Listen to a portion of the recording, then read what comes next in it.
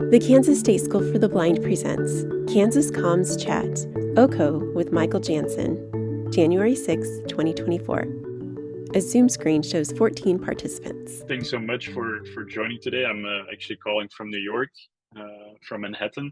But originally, and I'll start with, of course, a short introduction to who I am before I'll start sharing my screen and some slides that I prepared. But basically, I'm Michael, or originally my official name is Michiel, because I was born and raised in Belgium, in Europe. And we started our company, which is called ICE, about 2 years and a half ago now, due to the fact that we have a blind family friend. He's actually one of the neighbors of where I grew up with my parents. And so he turned later on in his life, he turned blind, and myself and my Twitter co-founders were all computer nerds, so to speak. And we've gained a lot of expertise in artificial intelligence, of course, these days. And going back 2 years and a half ago, AI wasn't too much in a lot of lives, but especially these days with like ChatGPT and generative AI, there's a huge explosion of adoption of AI. So I started 2 years and a half ago with my Twitter co-founders, and so one of the main reasons that we started was our friend Kenny, and the fact that we had an idea like, hey, if cars can drive autonomously, for example, here in the US, Tesla, they have cameras built into their cars, and they use those cameras to stay in line or make a lane change. I mean, it's just all related to autonomous vehicles. And ultimately, what's happening there is they're using AI to interpret your surroundings. And so we kind of had the idea, if cars can do that on the highway, like 60 miles an hour and driving autonomously, why can't we use similar techniques or similar technology to help blind and low vision pedestrians navigate cities or towns, or just generally navigating from A to B? So that's the general, I would say, introduction on my side. I'm 26 years old, and now living in New York, which of course is amazing, coming from a very small country, which is in terms of population as big as just New York City, to put some reference here. So with that, I'll start sharing my screen. I need to see if I can share my sound as well. Yes.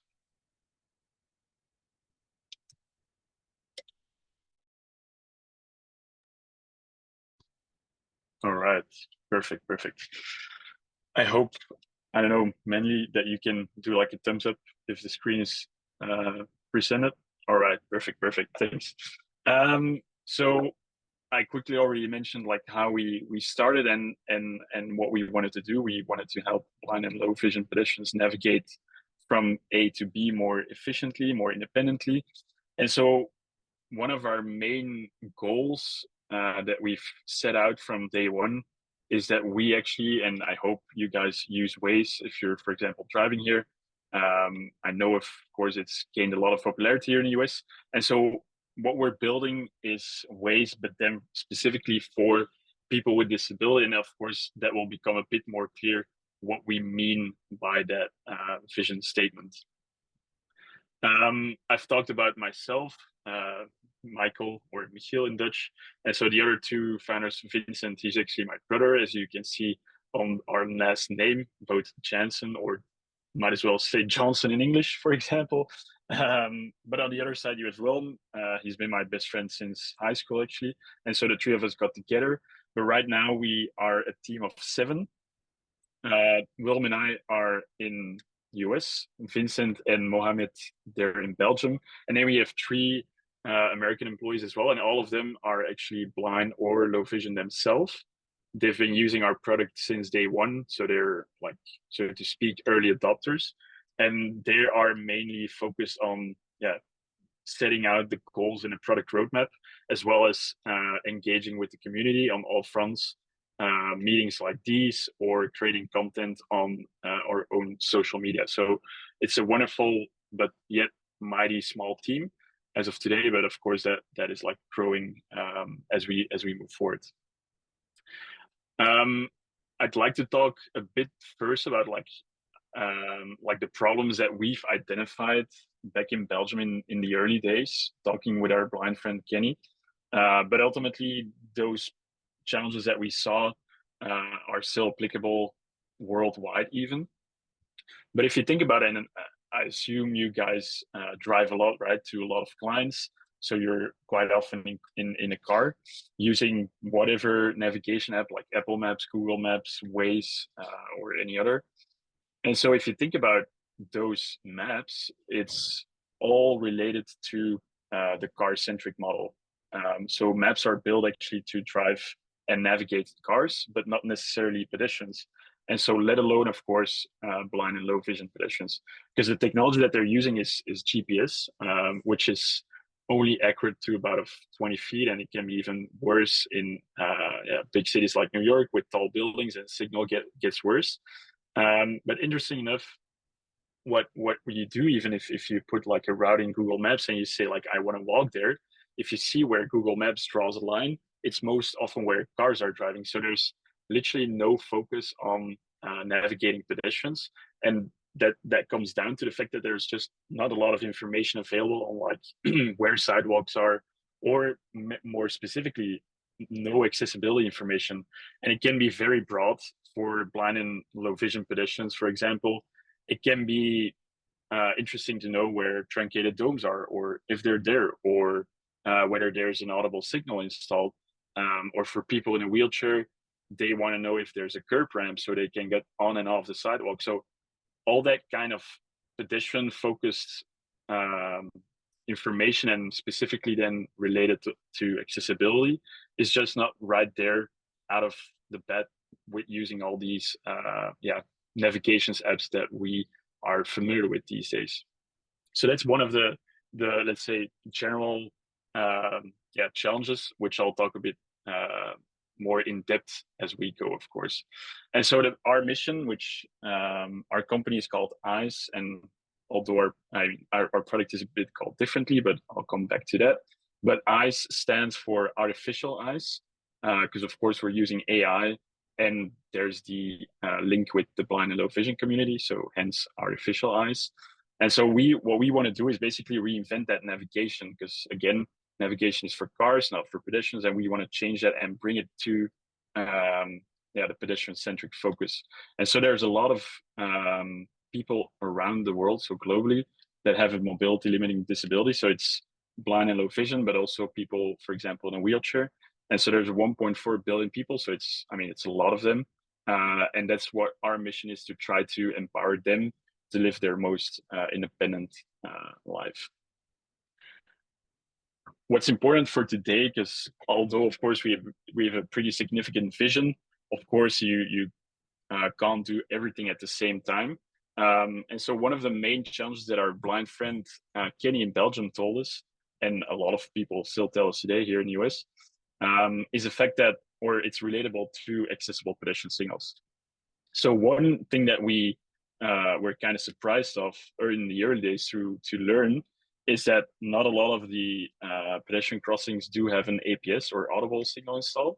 I think on average, like globally, you see them on 5 to 10% of the intersections. I'm always interested to learn about like local accessibility. So if anyone can share like how Kansas City, or just generally Kansas, to what extent they have the audible signals installed, and to what extent they're very useful for your clients. Always interested to learn there as well. So again, you can always interrupt, but if not, I'll just continue my story. And so basically, we were kind of mind blown to learn that like 90% of intersections are just generally not accessible from a physical standpoint. And so one of the challenges is, of course, it's pretty costly to install these. Here in New York, the city got a lawsuit for not being able to install them, and now they need to do that. So that's great.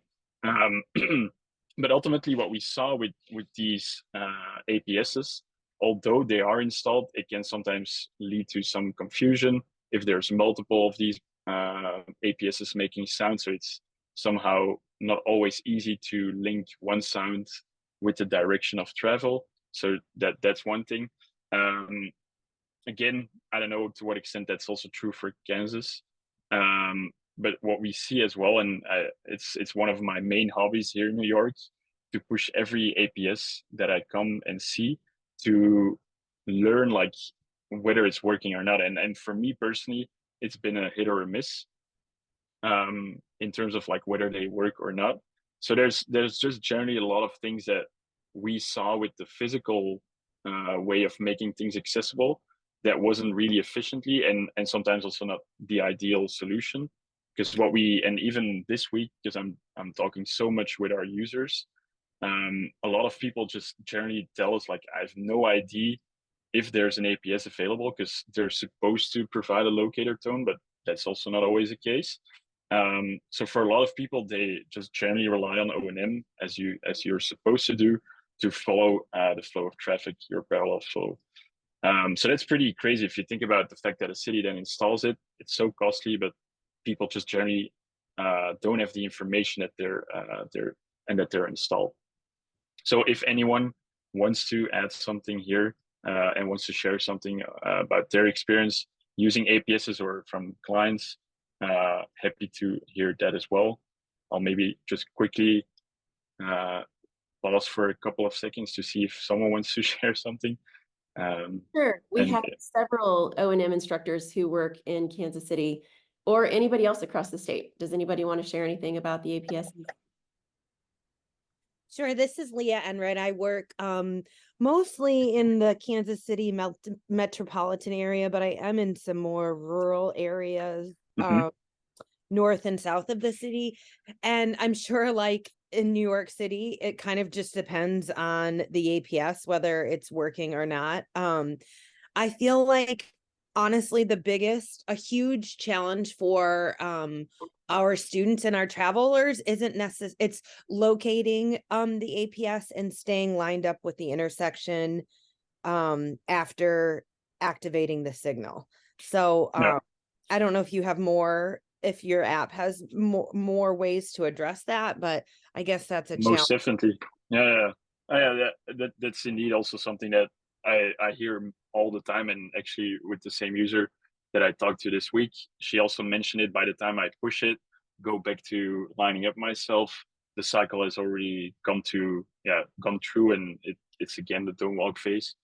So yeah, makes total sense. And that's also something that our app, of course, solves, but more on that, of course, in just a bit. Thanks for sharing that, by the way. And so that's a good segue into what we've developed. So we didn't want to rely on cities to install these, cities to maintain them, and ultimately just also generally make it technology that was even better, let's say, than the current APS or what we're used to. And so that resulted into developing an app. One of the main reasons why we wanted to do an app is the fact that a lot of people use a smartphone these days, and we felt, and we do still feel that way, is that we can only have a significant impact on so many people, not only here in the US, but hopefully, of course, at some point globally. And for us, that was just making an app that you can download in the App Store and just get it on your phone as any other app, for example. And so our app is called OKO. One of the funny things was, as being non-native English speakers, is that although the company is called AYES, which is AYES, and not as the English terminology spells EYES. So for saying, hey Siri, open eyes, that was just like an initial mistake, let's say, that we made. So hence why we needed to make or come up with a new name. But it's even a better name because it's it's even a better name because it's more distinct and it's also pretty short. So a lot of people can just say, hey Siri, open OKO, and that will automatically open up our app. And so what is OKO? What we do with our app is that we use your smartphone back camera and artificial intelligence to visually interpret pedestrian signals. So we as sighted people have an understanding of what a walk sign is, what a don't walk sign is, and what the countdown signal is. And so it's good to understand what we as a company have set out as what we interpret. So a walk signal is a white/green walking person. That's also visually available in the slide or in the mock-up of the iPhone on the right side. And a don't walk sign is a red hand indicating don't walk. And so countdown, or sometimes it's also called clearance phase.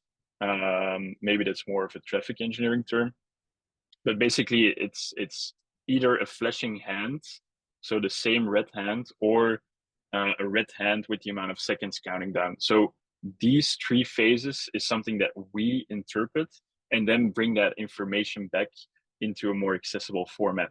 And so the feedback that we produce is threefolded. First of all, you have visual feedback, as you again can see in the mock-up of the iPhone on the right side. So whenever a walk sign comes on, we produce a visual feedback in terms of a green bounding box with the words walk signal in.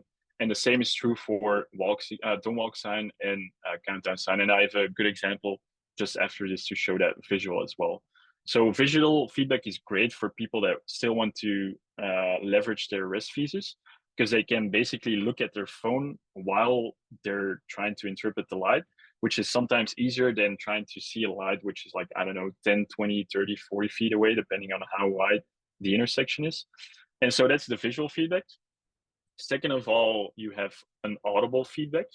And so what's interesting there, and again, maybe it's a bit different in your area, but what we've seen most often, the APS produces, or the physical APS produces, a very fast ticking sound to indicate walk sign and a very slow ticking sound to indicate don't walk sign.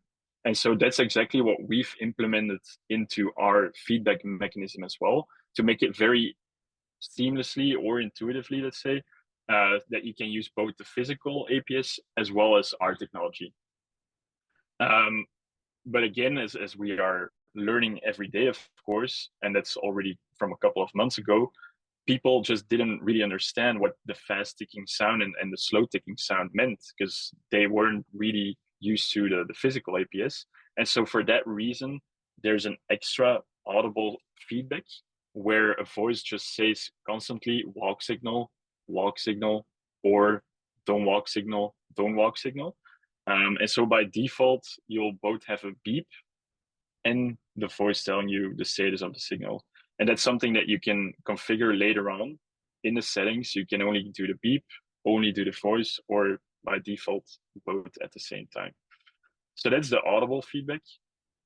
Then last but not least, and of course, that's probably mainly how people really love it, is vibration or haptic feedback. Again, coming through the phone. And similarly to the audible pattern, very fast vibration means the walk sign is on. Very slow vibration means the don't walk sign is on. And so they go literally in parallel, the audible and the vibration. It's the same pattern that you constantly hear. But again, it's something that you can configure in the settings. If you don't want to have haptic, toggle it off. If you don't want to have the audible feedback, just toggle it off. And that's pretty beautiful, because you can just change it to your local needs. And ultimately, deafblind people, and we have a lot of deafblind people using our app, they of course mostly rely on haptics. But again, I think even blind and low vision ultimately as well, they rely on that vibration, because of course from O&M, you're always using your both ears to interpret your surrounding. So haptic is, I think, definitely a winner. But of course, audible feedback is also great. Again, it's personal preferences, and we give all the tools for them to configure it. And so the main functionality, of course, of the app is the detection of pedestrian signals, and the technology behind it is driven by artificial intelligence. So the camera is constantly looking for pedestrian signals, or ultimately trying to interpret your surrounding. And so that technology is pretty complex. We actually have gathered millions of images to come to where we are today, to be able to let a machine understand what a walk sign is, as opposed to a don't walk sign. And from day one, we had the idea as well, like, hey, if we're providing something to people that they just want to use everywhere, we need to make it as reliable as possible. And so we made a design choice early days to not rely on a Wi-Fi or a cellular connection to do that AI component to detect pedestrian signals. And so what that means ultimately is the AI runs on the device, so on your iPhone, which is pretty amazing because that means that although not a lot of people will do it, you can still use our app in airplane mode. And I think it's even better to understand if you're like in a more rural part of the country where maybe cellular connection is bad. We don't rely on that. It's just on a phone whenever. I think the only thing you need to be aware of is you need to charge your battery. But I think that's normal given that you're also using so many other apps to do your daily life. And so airplane mode, that's the second thing. And the third thing, it works at every intersection. Good to remember that as we're using just the camera of your smartphone, we don't communicate with the actual light. We don't communicate with the physical audible pedestrian signal. We just interpret the light that is basically hanging across the street attached to a pole. And it's basically the same as a sighted person would say, is there a walk sign or is there a don't walk sign? And so that's a benefit because without relying on anything, you can just go everywhere from New York all the way to the West Coast, for example, or in the middle of the country. And that brings me, of course, to, I think, one of the main important things. And I think that will answer Leah's question as well on the alignment, or I would say the issue of the misalignment of pushing a button. We don't necessarily have that. So I'll guide you step by step through how you should use our app, and then also ultimately as well, educate your clients on behalf of us. So basically, of course, the first step is to open up the app. You can do that through VoiceOver or just by saying, "Hey Siri, open OKO." Then the first thing to remember, and I think probably that's one of the more important ones, is how you should hold the phone. What we've learned by talking to so many O&Ms, to all of our users, is what works best is to, and I'll by this lower my camera a bit as well, hold the phone at chest level in the middle of your body. And you can, I'll rotate myself a bit as well. You can literally try to get your phone as close to your body. And the reason why is that by putting your phone in the middle of the body, there's a perfect alignment of where the person is intended to walk into and where the camera is looking at. So there's that perfect alignment. That's pretty necessary for technology. And imagine that you're at the intersection, you're standing at the truncated domes, or you feel the curb with the wide cane or any other waypoint to make sure that you're at the intersection. And so imagine that the parallel street is on my right side, and you're trying to cross with that parallel street, so trying to cross 12 o'clock. What we've identified that works best to align yourself is to start scanning away. So you literally rotate your whole body to the left, so away from my parallel street. And so by gradually moving your body, so your whole body moves, or your feet move, towards that parallel street, by doing, and I'll do the rotation again, by doing that rotation, if you're scanning at some point, you'll see, or the camera will see, the pedestrian signal across the street, and we'll immediately provide feedback in an audible or vibration format. And so that's, I think, interestingly, and maybe correct me if something is not clear, but nowadays you need to find the push button and then need to line up yourself. What our technology solves is that you can line up, take the phone, and get the status of the signal. Or if there's no truncated domes or no way to get an idea on like where I should cross the street, you can also do that rotation to find traffic lights in your 360 view even. So it can also be helped to find lights. That's what I'm trying to say. Michael, we do have I guess a comment kind of question. Yeah, sure. Aaron says, I was so excited to use this app and really liked that the student would need to be lined up to access the walk sign. However, I have had trouble getting OKO to attend to walk and don't walk signs that are in the form instead of the icon. So that's why all the way when I started talking about OKO, we don't interpret the older version of what they say a pedestrian signal is. And indeed, what's her name again? Sorry, that I know who I'm talking to, because I can't seem to get into the chat anymore. Aaron, yeah. So Aaron, yeah, we don't detect the signals that have like the verbal words "don't walk" or "walk." We only interpret the newer signals, which I mean already have been the standard for more than a couple of decades. But again, you see them still in like some rural or just generally older intersections.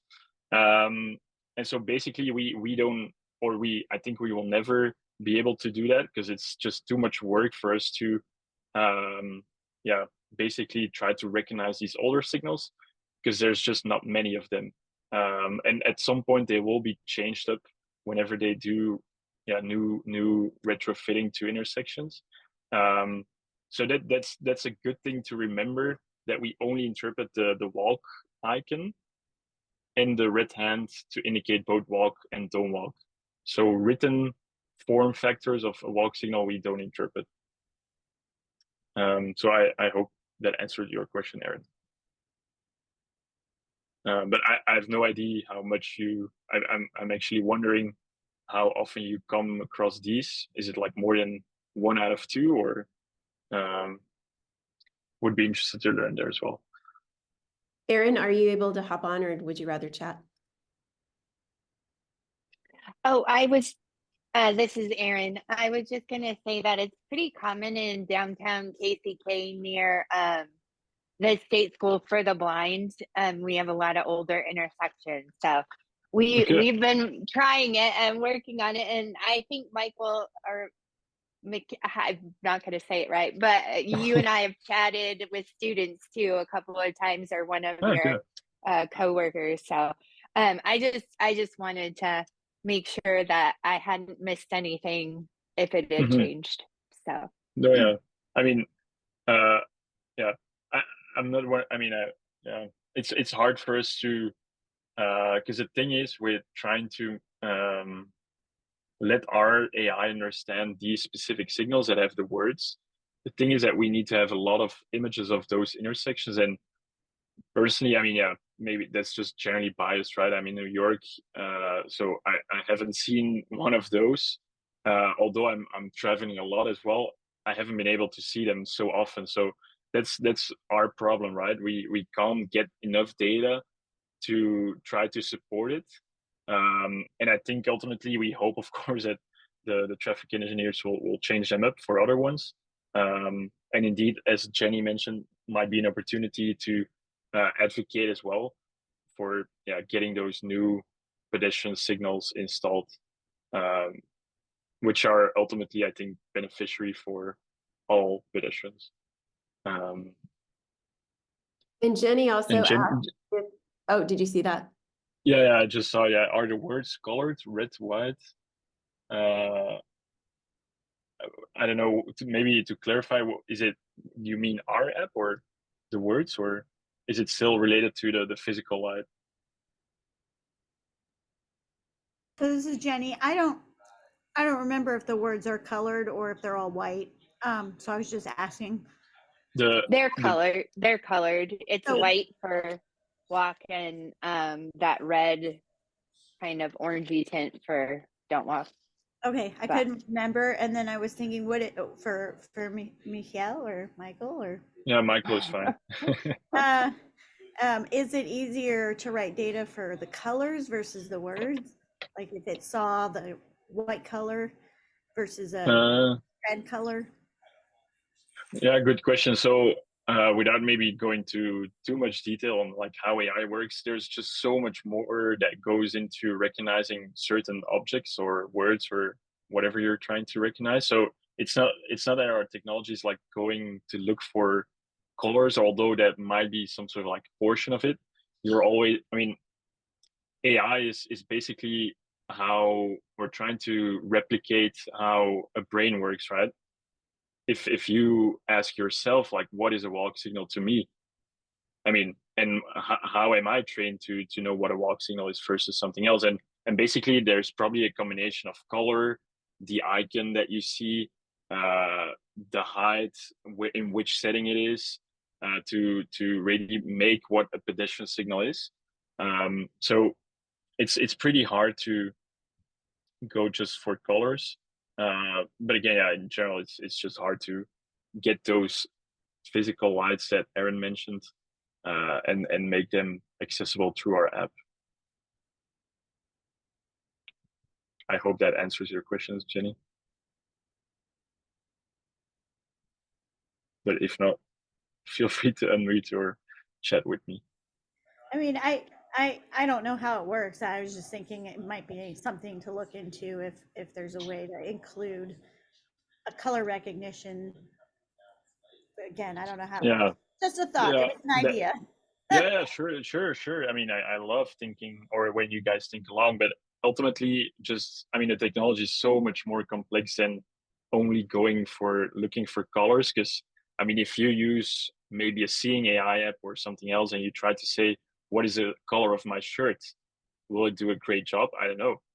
Sometimes, I mean, technologies, or specifically the color recognition, cameras are not too good at it. I think you have like very dedicated devices that detect color, and ultimately these are better because they use another type of technology, and cameras are not too great at it. So we're actually looking more to other things like colors, more contours, where it's placed in the environment, and stuff like that. But yeah, that's maybe another lecture if you guys want to have a lecture on AI. But I think it's more interesting to talk more about the use case of it all, and how it should be properly used. So I'll Jenny, you mentioned, or maybe color can be combined with other already in place recognition features. Generally, I think it's just very hard to do it, and maybe I'll conclude that as an answer to the topic on verbal words don't and walk.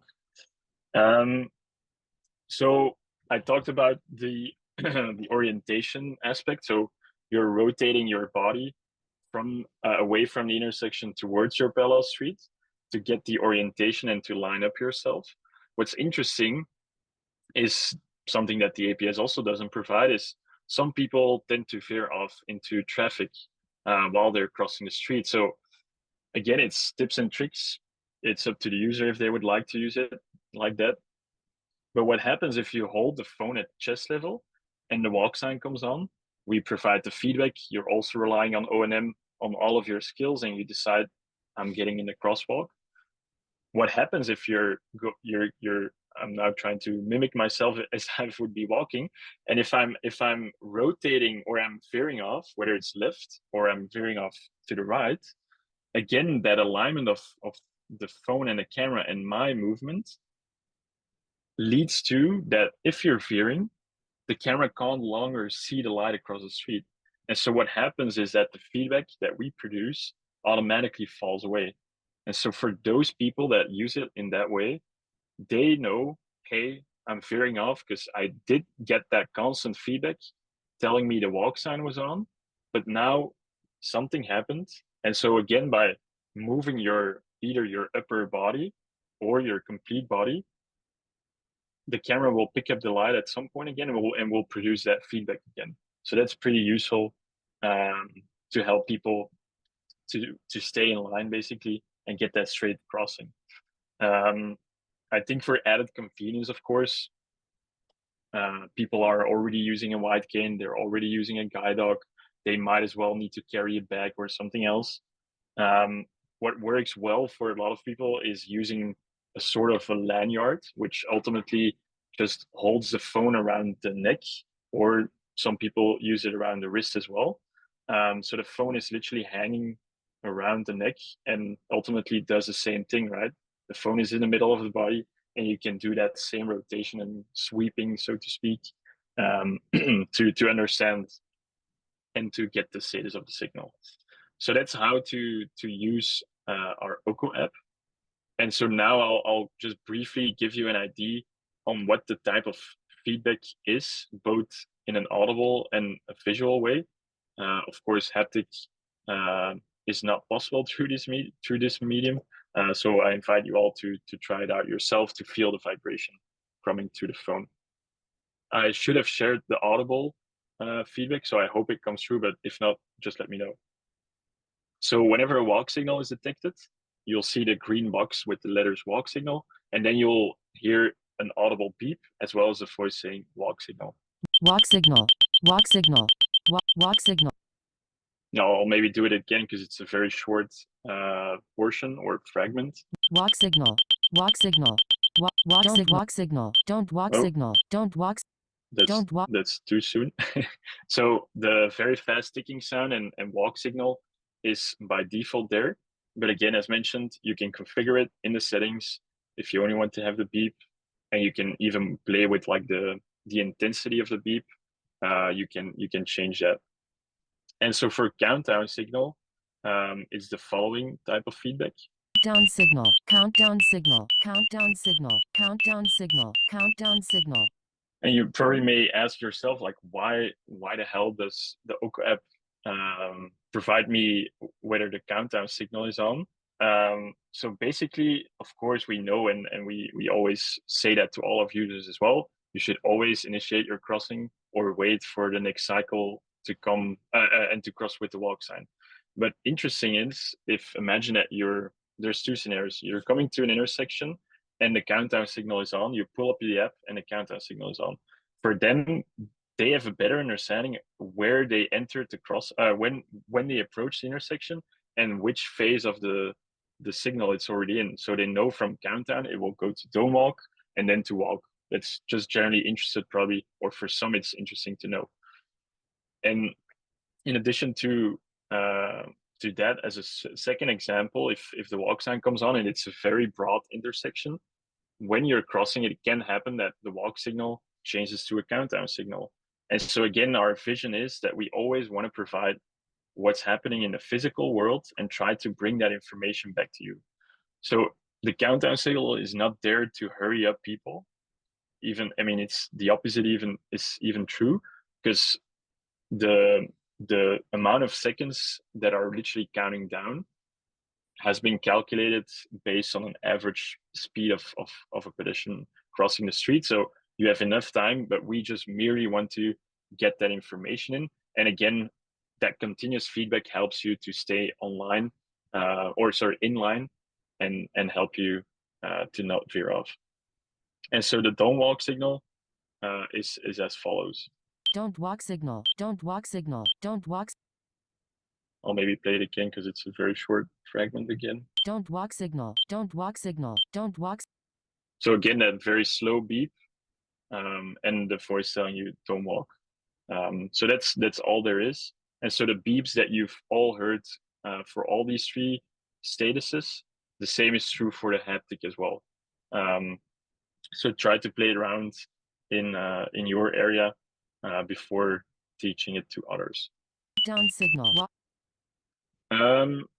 What's interesting, and I'm always excited to share what people think about our app, because initially we started, or it's almost, or we actually are coming to a 2-year anniversary of our app, which originally started in Belgium, but here in the US we launched our app in March of 23, and so I think it's been phenomenal being here in the US. I mean, it's such a bigger country. There's so many more people that need what we're building. And I think also the fact that the US is a more car-centric country than compared to the European countries. We've also seen more motivated and emotional testimonials from our people. And one of them is from a person in Chicago that was unfortunately hit by a car when he was crossing a street. So it was a don't walk sign. And so he interpreted it in the wrong way by probably analyzing traffic in the wrong way. And so that resulted for him specifically that he didn't want to go out anymore, or only wanted to go out together with his partner to go to a Starbucks or to local bakeries. And so by offering what may sound as a simple app to just interpret the light, for him, it was a huge game changer for his independence and freeing up even the time of his partner to accompany himself to going to these things like Starbucks. And so we always, and it's actually a comparison that a user once told us as well. It feels for some people, it feels like you're in a game, so to speak, and you're always like unlocking new areas in your town or in your city. Because for some people, like getting across the street is so frightening, or they're stressed about it and they just don't do it. But ultimately, those people also want to like know, I don't know, a new restaurant or a new bar that is just like across that street. So for that purpose, you can see it as well. Like we unlock certain new areas in places where before people didn't necessarily want to go to. So that's pretty cool. And what's also cool is that this is a map showing the adoption of our product in the US. And again, we've been only here for 9 months. But since, I know, yeah, so in 2023, so last year, our technology has helped cross 1.5 million streets, which is phenomenal. And of course, we couldn't have done it without you guys, because all the specialists have been very, very supportive, as well as, of course, the users. And you see an adoption like in every other state. I would say, of course, more centered around metropolitan areas. But it's pretty cool to see people using it everywhere, which, let's say, reflects the fact that it's a nationwide issue that people really want to have access to crossing the street in a safe and independent way. So with that, I see I still have 15 minutes. I do have some more, let's say, slides in my back pocket that will talk a bit more about the future. But of course, today I wanted to reflect on the past and the future, the present. So you can always find more information on our website, which is www.ayes.ai. I definitely encourage you to consider signing up for the newsletter, because that will, it's like a monthly newsletter. You always get the latest information from people using it, to new updates or webinars or cool stuff that we're doing.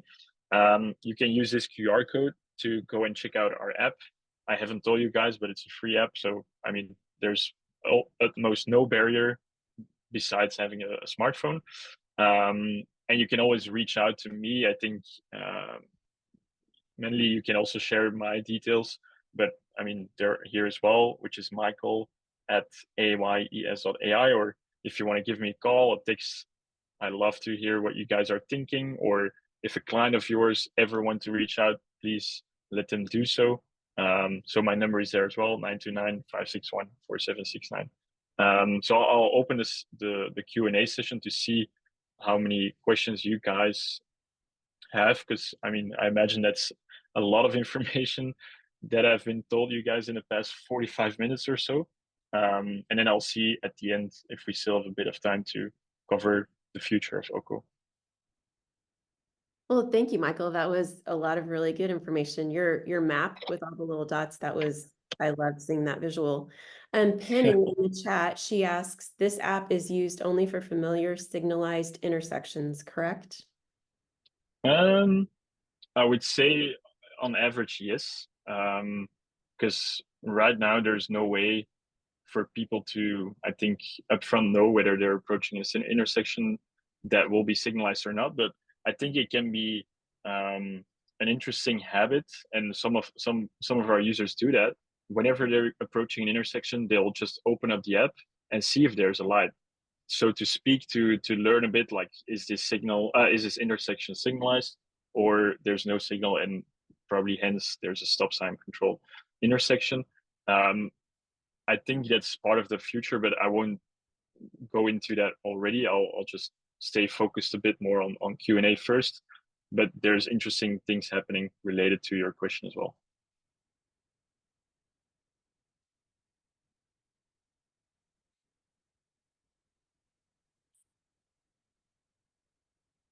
I don't know if anyone else wants to take the stage. Anybody else want to unmute or put your question in the chat? I'll ask. I have a student who we've used used this app with. It works most of the time, but there's one light where if it's really sunny, it will tell her the wrong thing. Is there anything we can do? Like, is there anything she can do, or it's a very unique intersection, so there's not, like, she can't cross to the other side and then try that one. Like, her only crossing is this one side that faces the sun when it rises. Is there anything we can do other than hope it's not sunny on the day she goes? Yeah, maybe to clarify there, like, is it always happening, or only when the sun is hitting that specific intersection? So I've tried it out when it's overcast, and it's been fine. I usually see her in the morning, so like 10-ish. And so I don't live in the town she's in, so I'm not there very often. But there have been days where it's been really cloudy and it's done the correct thing. But I didn't know if there was anything we could try for when it is sunny. It's a really good question. It's pretty hard because we always try to make the reference. And maybe it's a question that I would like to ask as well. Like, can you still see the pedestrian signal as a sighted person, or can you still make like the difference, or? Yes, so I can still tell. It's definitely hard. Like, there's a glare to it. But yeah, like I can definitely tell it says not to walk. Because I was about to say, and that's most of the time the case, but I mean, every time there's always an odd scenario, I would say, but most often we always have a general rule that if a sighted person can with their own eyes see it, a camera should be able to pick up the light as well. But indeed, sun is definitely one of the main challenges of the technology. I assume, of course, that what's happening is that the sun is like hitting that pedestrian signal. So the sun is like behind the person, and it's hitting the light. And ultimately that really induces a challenge. I'm not sure and we're always thinking about like how we can try to solve that from an engineering point, but ultimately we are bound with what a camera can see, right? And I'm not sure if we can physically change much there.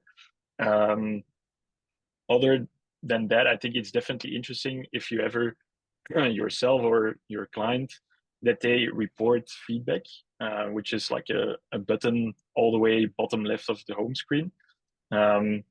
So we get a better understanding, maybe like send the location, like this intersection, like the two streets.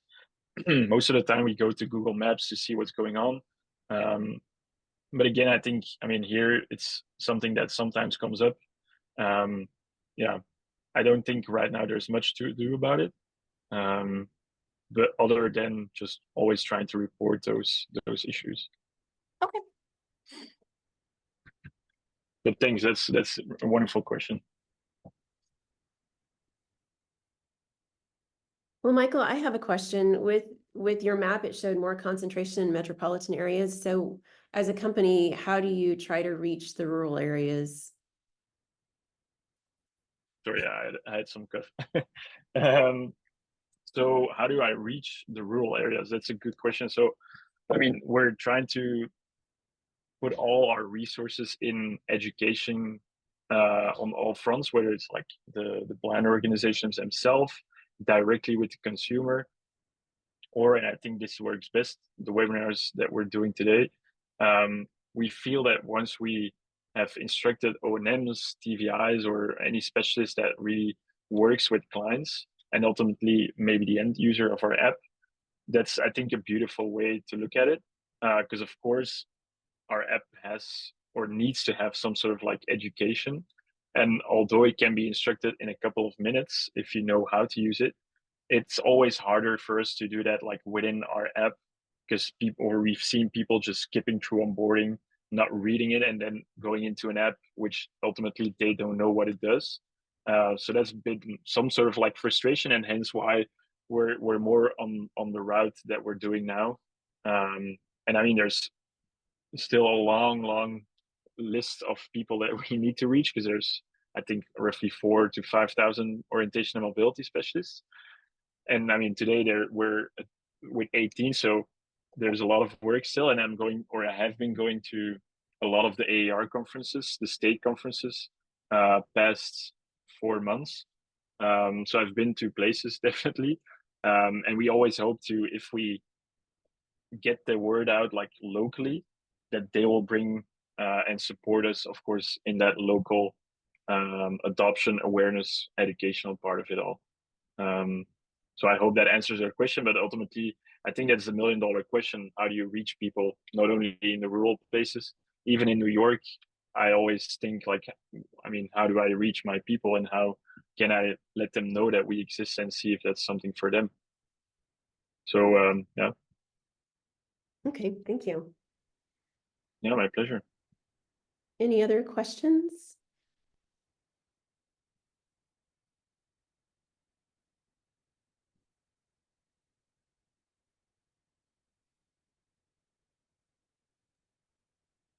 Okay. Okay, I don't well, think there are. Maybe, I mean, there's still 5 minutes. I don't know. I mean, I don't know how many meetings you guys still have today. I don't know if you have like an educational day or not. But if I may, I can give you a brief glimpse into the future. I don't know if that's to your interest. absolutely. And then whoever can stay will stay. And then if people have to hop off, don't worry about that. Oh, yeah. I mean, I don't necessarily need to hop off in 5 minutes, but just want to be respectful with Okay. all time. But again, I think maybe let's say if I triggered in the last final 5 minutes, if I triggered something and you want to have another chat, just give me a call, shoot me an email, and happy to learn from the challenges that we need to be aware of, so our app can go in a good direction. So ultimately, long story short, I've told you guys all the way in the beginning, what we want to do is we want to be the voice for people with a disability. I think it was Jenny that says, I love Waze. That's great to see. So basically what the main core functionality of Waze is the community, right? I mean, if you're driving, you always want to get to your route or your destination in the most fast way, or you want to report traffic jams or whatnot to report. So that's an interesting thing that we want to get into our app as well. Meaning that, for example, if you're walking, you happen to cross construction on your sidewalk or any other obstacle, I think what's interesting there is to have that same Waze model where you as a user can report that, and we can use that information to report it to others that are walking in the same area. And that ultimately is not only useful for blind and low vision, but also for people in wheelchairs or just generally pedestrians navigating a city. But our main bigger goal is that we actually want to integrate navigation into our OKO app. And so, as mentioned, navigation is now fairly accurate to the last couple of feet. And so what we want to do to solve that last couple of feet is that we want to use your camera to do local assistance. So today we use that camera to tell you when you can walk or when you don't walk. And so we want to combine those two awesome technologies together, where, for example, if you put your route in, like, hey, I want to go from home to Starbucks, you get a typical route as you will get from any other navigation app. But the ultimate main value that we want to provide is more accessibility information on your route. For example, you're coming to an intersection, telling the user, hey, it's signalized. And if it's signalized, we can say or instruct the person, if you want to get assistance on telling or knowing what the status of the signal is, just grab your phone, hold it at chest level, we'll pull up the camera, and we'll just do that automatically for you. And if there, for example, if there's no signal, we'll tell you, hey, this intersection is stop sign controlled. So people have all the information that they need to maybe approach an intersection differently. Or a lot of people have told us like, hey, what if I can know how many lanes I can cross or should cross? if there's a middle island that I need to be aware of, are there turning lanes, and whatnot. So there's so many information that is so bound to the intersection level. And if you go on Google Maps, you probably can visually count lanes or see there's like there's like traffic sign icons these days, but they're just not accessible for our community. And that's something that we want to provide more down the line. And so that's one thing. But the other thing is that camera-based assistance using AI. Today we do that only for pedestrian signals, but you can imagine the visual surrounding. I mean, your surrounding are so much visually. And so the camera can basically interpret anything if it's just trained to do it. And so it can be, for example, if your route entails going on a bus, but you have difficulty finding your bus stop, that like a couple of feet before you're coming to your bus stop, you pull up the camera. We'll use AI to recognize the bus stop, whether it's like a sign or a shelter, and we'll be able to navigate you more closely. Or if a bus is coming and you don't know which bus is in front of you, that will be able to tell you the line and the destination that the bus is going to. So it's clear that there's so many valuable use cases where AI and the camera can help. But of course, it's always driven by our users, what they tell us to do. And so to speak, that we can prioritize the features that we build. And I think that's also why I would like to see engaging with you guys more and more and more.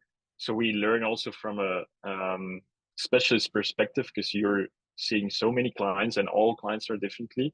But what we're looking for is trying to find like a general trend in the challenges that you guys face daily, or I mean the clients face daily, and how we can counter that. And so I know I'm going a bit faster to keep track of time, but ultimately the stage that we're going in right now is that we want to be able to solve the navigational issues using your camera, providing more accessibility information. So that's more like from a navigational perspective. But we also want to enable people to explore new places in their most accessible way by getting businesses on our platform. And that's also where the monetization of our company comes in. We don't want to charge the end user, but we do want to work with businesses, governments, whatever it may be, so that they provide accessibility information on our platform, and that people can like explore any place and then decide whether they want to go to. And hence why we focus first on navigation, because we then can offer also those tools to reach that place in the most accessible way. And so for a bar or a restaurant, I think that's maybe a good example.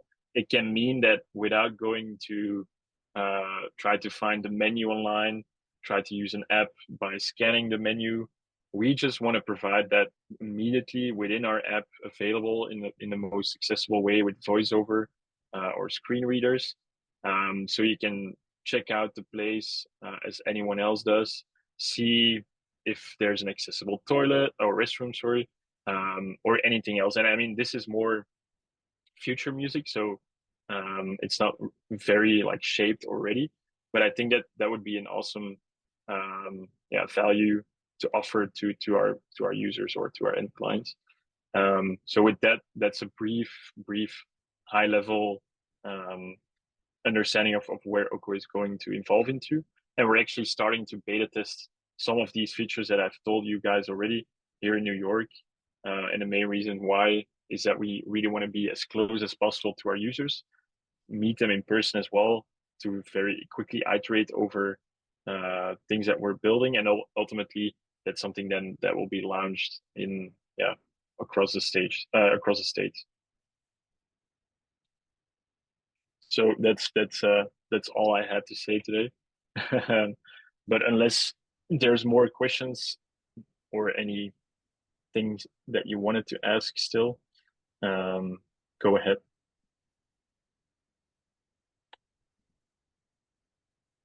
I see that Nancy says, an exciting tool. Thank you for your problem solving spirit. I'm looking forward to using this with students in the future. All right. Sounds amazing.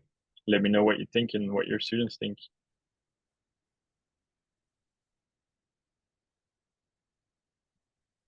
Okay, well, thank you, Michael. Thank you for your time. Thank you for your knowledge. This was really good. The logo for the Kansas State School for the Blind, a flying blue eagle in the center of a red and yellow sunflower. Fade to black.